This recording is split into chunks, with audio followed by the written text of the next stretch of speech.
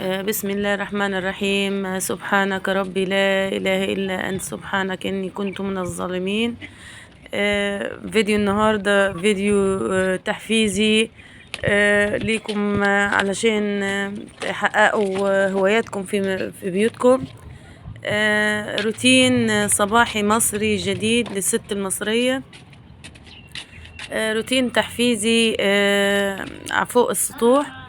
اتمنى ان الفكرة اللي هنعملها النهاردة تعجبكم. ديت لو عندكم هواية الزراعة، حاولوا انك انت تطلعيها، لان دي هواية جميلة. فانا هوريكم افكار لزراعة بعض المحاصيل المهمة فوق سطوح المنزل. هنزرع طماطم، وافكار لتنفيذ الزراعة سهلة جدا، ان شاء الله تعجبكم. مستخدمة النهاردة يا جماعة فكرة بسيطة جدا، ازاي تزرعي كمية من الطماطم فوق السطوح. ربنا سبحان الله ادانا نعمة الشمس، فليه نضيعها؟ وكمان في الفيديو ده هجاوب لكم على بعض الأسئلة اللي سألهاني بعض المتابعين. ما ايه هي علاقتك بسمسمة العمدة؟ وهجاوبكم هل انا اختها ولا مش اختها، زي ما المتابعين بعتولي. اتمنى ان الفيديو يعجبكم، وان شاء الله كل اللي هنقوله النهارده ينور رضاكم. في البدايه يا جماعه زي ما انتم شايفين كده، بس هديها شويه تنظيف قدام اللي انا هعمله. انا ناويه النهارده ازرع لكم الطماطم. انا سبق ان انا زرعته قبل كده في حاجات بلاستيك. النهارده انا قلت لكم ده تدريب او تنظيم، ان انا ناويه ان شاء الله ازرع السطوح كله واعمله زي المشتل كده، او حديقه فوق المنزل، او زراعه اسطح المنازل بطريقه سهله. لو عندك اي حاجات تكات في البيت، النهارده نستخدم زير.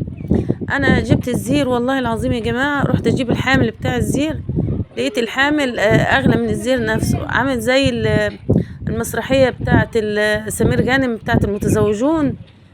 لما الست راحت جابت الفرخه، مش عارفه جابتها ب50 قرش، وجابت القفص ب50 جنيه.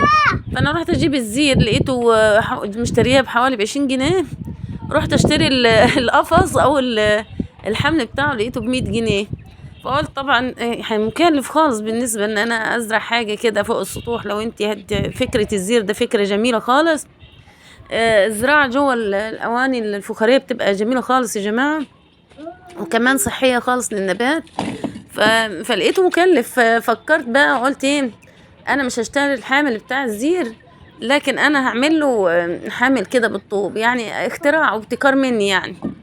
فرحت اعمل ايه، ده حبيبي طبعا، حمود اللي ما بيفارقنيش ابدا. قلت لكم مطرح انا بحط رجلي ورايا، فدايما بيبتكر مع مامته. طلعنا على السطوح هنا وجبنا نصاص الطوب، انا كنت مخزناهم يعني فاضلين من الطوب، بنحتاجهم ساعات نعمل بيهم عيشة فراخ، نعمل بيهم حاجة زي كده، فمفيدين وما بيضروش. هخلط شوية رملة وهبنى كده تحويطة ان انا اثبت فيها الزير، وهوريكم ازاي هثبته بطريقة بسيطة. اما السؤال التاني يا جماعة، بتاع هل انا اخت سمسمة العمدة وسمورة العمدة ونرمين عمدة. صراحة دول يشرفوا اي حد ان هو يبقى اخواته. صراحة مجموعة يعني، بسم الله ما شاء الله، ربنا يحرسها سمسمة واخواتها، وربنا يبارك لهم في علاقتهم الجميلة. اتمنى ان اكون اختهم فعلا، واحنا كلنا اخوات في الدين، واخوات في الوطن، وما فيش حاجه تزعل حد. يشرفني ان انا اكون اختهم صراحه. بس انا صراحه انا مش اخت سمسمة العمدة، لكن انتوا لقيتوني كاتبه القناه قريبه من قناه سمسمة العمدة، كاتباها سماسم العمدة هنا، بس من اجل الشهرة والله ما اكتر يعني. طبعا انتوا عارفين اليوتيوب لا بيحبذ انك انت تبقى القنوات اسماء قريبة من بعض، بيشهر القناة شوية. فانا يعني ايه، من باب ان انا ايه ربنا ياخدونا معاهم في وشهم يعني، ربنا يكرمهم يا رب ويبارك ليهم في قنواتهم ويزيدهم من الخير كمان وكمان، يستاهلوا كل خير صراحة. سمسمة إنسانة طيبة جدا، وأنا من متابعينها، ويشرفني إن أنا أكون أختها وأخت سمورة وأخت نرمين العمدة. حبهم لبعض سبحان الله يعني، يشرف أي حد يعني. فجبت شوية رملة، هي يوم كله شقة زي ما انتم شايفين، جبت شوية رملة زي ما انتم شايفين كده، وأخلط عليهم شوية اسمنت، وحط عليهم شوية اسمنت أبيض، يعني ابتكارات كده واختراعات. البناية اللي أنا هبنيها جايز ما تعجبكوش شكلها قوي، بس أنا ناوية يعني أعمل لها إيه كده، همحرها في يوم وهوريكم إزاي أنا بقى هعمل لها برضو ابتكار فني تاني تتمحر فيه وتبقى شكلها حلو، يعني بحيث تبقى فوق السطوح شكلها ايه، شكلها حلو، بس مش النهارده يعني. اما احصل بس على المسطريه ده اللي بيعملوا بيه، اللي بيمحروا بيه، واشوف ان انا امحرها لكم مره تانية يعني، مش النهارده. زي ما انتم شايفين كده الرمل حشت منها الزلط بس عشان ما يعكنيش وانا عماله ابني النهارده، ولا مهندس معماري والله. فبحب انا الافكار دي، واحب ان انا ابتكر يعني. العجل برضو، فكرة العجل يا جماعة، العجل السيارات حلوة أوي في الزراعة. ممكن تجيبي العجل ده وتدهنيه، تلونيه بالبوية وتحطي عجلتين على بعض، بيبقى شكلهم منظرهم جميل جدا جدا. لو انت عاوزة تزرعي فوق السطوح، احطهم وادهنهم بأي لون. واسفل العجلة ممكن احط حاجز لو عندك شكارة بلاستيك ممكن احطها في اسفل العجلتين عشان المية ما ترشحش عندي وتبوظ لي السطوح. فدي او ممكن احط خشبة تحت في نهاية العجلتين من تحت، وفوقيها احط ورقة بلاستيك واحط فوقيها بعد كده الطينة او التراب اللي انا هزرع بيه. برضو بتبقى فكرة حلوة مش لامسه الاسمنت للزراعة عشان ببوظ ايدين. انا مستخدمه وتساعدكم والله انكم لو اسطوانه حطيتي، لو عملت عشان الديكور ده تقوم فوق السطوح. لي انا شفت ناس بحكايه عاملاه ان انا يعني عجبني جدا، وان شاء احط الله بيها ناوية في الاسمنت يوم زي ما بس انتم اجيب شايفين. البوية اجيب الاول اسطوانه واوريكم كمبيوتر ازاي تزرعوا واحط بيها الاسمنت عشان ايديا بالعجل ما فوق تبوظش، لان السطوح. الاسمنت بيبوظ الايدين. انا حطاها في شكارة هنا يعني وزرعة، بس اي شكلها فكره، تقولوا لي اي مش اختراع، حضاري المهم قوي، انك انت لكن هوريكم تأدي ان شاء الله فكرة الغرض احلى يعني، من اللي كده احنا كده. المنشود يعني. زي ما انتم شايفين كده اهو يا جماعه، بنات الحاجز اللي هحط عليه الحاجز ده شكله مش ولا بد قوي، بس في مره تانية هخلط شويه اسمنت كده مع شويه رمله بساط واحاول ان انا امحره لكم عشان شكله يبقى حضاري شويه يعني. بس كده خلصنا البنا. انصاص طوب انا رصيتها كده بس، يعني ثبتها بالاسمنت والرمله، بس هحط عليهم كميه الاسمنت اللي هي فاضله زي ما كده يبقى شكلها عشان تبقى متماسكه كويس يعني وتبقى مثبته.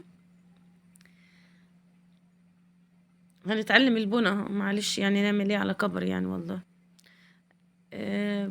بص كده انا عملت الحجز اهو، ولا محتاجه 100 جنيه ولا حاجه. وفرت انا بقى ال100 جنيه. ما لازم بقى يبقى عندك افكار خارج الصندوق زي ما بيقولوا. خلاص كده خلصنا الحاجز زي ما انتم شايفين. مش هنوفر الحمال بتاع الزير والزير شكله جميل قوي على فكرة في البنا. كمان لو عايزة تزرعي نبات جذوره طويلة، بيبقى مفيد، لان هو الزير عميق لتحت، فانت بتمليه بالتربة بعد كده. ولو ممكن ازرع فيه شجر يعني، مش نبات صغير يعني، ممكن ازرع شجرة زينة كبيرة. بيبقى برضو فكرة عملية وحلوة يعني. اتمنى انكم انتوا لو عندك سطوح كبير يعني تجربيه. اني حملت لكم التربه اللي انا هزرع بيها، والله جايباها من 3 ادوار تحت يعني، شايلها على دماغي. كله ده عشقا وحبا في الزراعه وفي التربه دي. انا محولاها شويه شويه، كل ما اطلع فوق السطوح ابقى طالعه كده بملى كيس يعني، كل ما اطلع قدام الباب بملى كيس واحطه وانا طالعه فوق السطوح اخده معايا. فبيبقى يعني مش واخداهم مره واحده. واجي من الزير اللي انا اشتريته، بصوا لقيت في السوق طبعا الراجل بتاع الفخار عنده، فعجبني، فكرت ان انا فكرة حلوة لو زرعت فيه. ورحت محملاه وجايباه زي ما انتم شايفين كده. فكرة الزراعة في الزير فكرة حلوة قوي. وقلت لكم هيبقى جميل لو عندك عايزة تزرعي نبات طويل او جذور عميقة. بس كده ادي عمينا الزير وادي الحامل، مش محتاجين حامل ولا حاجة، في غنى عن الحامل. مرة تانية بس شوية الطوب اللي انا عملتهم كده وخلاص، هبقى ادهنهم والونهم واعملهم الاول محار، بعد كده هدهنهم واعملهم شكل حضاري شوية يعني. ادي التربة اللي انا جبتها يا جماعة على دماغي من الدور التالت تحت. يعني ممكن لو انت كده محمل بالكيس صغير وارفع عندك ونش حد يرفعهم لك كان بها، بس انا محدش بيرفع لي، انا كله شايلاه على دماغي ده ومطلعاه والله التربه دي كلها. شايفين الورد بالنسبه للسطوح مشمسه، الكزبره والبقدونس عاملين ورود حلوه ازاي. اللي في الشكاره دول كزبره والله عامله ورد ازاي. وادي هنا التين الشوكي برضو عايزه انا انقلهم في مره تانية، لان انا حطاهم في جردل عشان ان شاء الله يطلع حبوب السنه دي. فعايزه افكر ان انا اجيب زير تاني او اجيب اللي هو البرميل البلاستيك الكبير واملاه بالتربه برضو انقل فيه الزرعات دي ان شاء الله يعني معاكم، هبقى اوريهم لكم مره تانية. ادي الزير يا جماعه. بصوا شويه التربه اللي جبتهم عشان انا هزرع فيهم طماطم، فانا عايزه اخلطهم بسماد عضوي. السماد العضوي ده ممكن يبقى بقايا الروس بتاع الفراخ او بتاع الحمام يا جماعه، اللي هو منشف طبعا، تكون منشفاها انتي، انا ناشف عندي كميه فجبتهم وهخلطهم بالتربه اللي انا جايباها شويه زبل حمام يعني، عشان يبقى مغذي للطماطم دي او مغذي لان الحاجات الطماطم دي بتحتاج سماد عضوي. فقلبيهم في التربه وبص ادي الطماطم بعد ما قلبت حطيت التربه في الزيره اهي، كميه التربه كلها نزلتها. طب انا زرع الطماطم قبل كده في كذا شتله جنب بعض، فهستخدم اي اداه سكينه او اي حاجه كده ان انا اخلع الطماطمايه من جذورها وازرعها بهذا الشكل جوه الزير. الزير ده كبير فانا ممكن ازرع فيه شتلتين 3 من الطماطم، يعني مش شتله واحده يا جماعه، لانه انا قلت لكم عميق فهيستحمل ان انت تزرع فيه شتلتين او 3 يعني. بهذا الشكل. طبعا انا التربه دي قلت لكم مخلطاها بالزبل الحمام او الروس بتاع الفراخ والحمام، وحطيت فيها طماطم. هحط فيها، هروح اجيب لكم طماطميه تاني انا بخلع فيها هناك اهو، عشان احطها لكم في الزير، ومره تانية هبقى اوريكم الطماطم اللي انا بس كده الكميه تاخد يوم كده لو انت نقلتيها ممكن هحط طالما الشكل الصغير عشان بس تاخد يوم كده زبلانه، وبعد كده تاني يوم تلاقيها رفعت رقبتها، وبعد كده احاول ان انا اسقيها بالميه. ادي الطماطم ما احاولش ان انا اسقيها كتير كل يوم والتاني ما بسقاش كل ده يوم في الشتاء يا جماعه. روتين شقه طبعا، حاولي انك انت تسقي كل يومين 3 مره، كل ما الاقي الفكره تكون الميه عجبتكم. جفت من النبات في الشتاء بالذات، عشان النبات ايه ما يعملش عفونه من تحت ويحصل له تعفن يا جماعه. فبزقيه كل يومين 3 عشان يمسك نفسه، لان كنت كل ما تقلل عليه الميه بيمسك نفسه ويقف يعني كده. لكن لو روتيه كتير في الشتاء ممكن يضعف ويحصل له تعفن ويزبل. اولا الزير